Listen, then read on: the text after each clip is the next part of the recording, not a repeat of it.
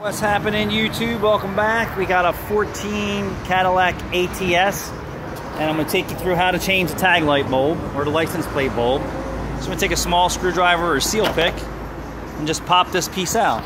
So you can see right here, right? There's a clip right there or right here, however you want, and then make sure that when you slide it in, like that. All right, so let's see if we can do it this way. Ready?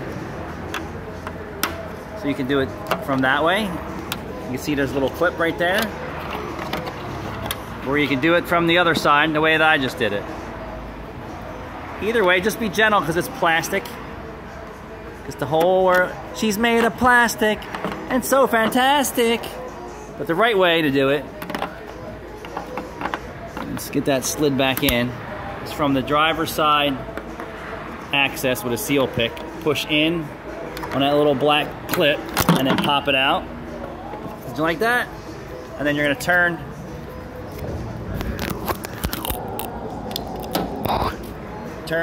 the plug assembly counterclockwise, pop it out. It's a 194 bulb.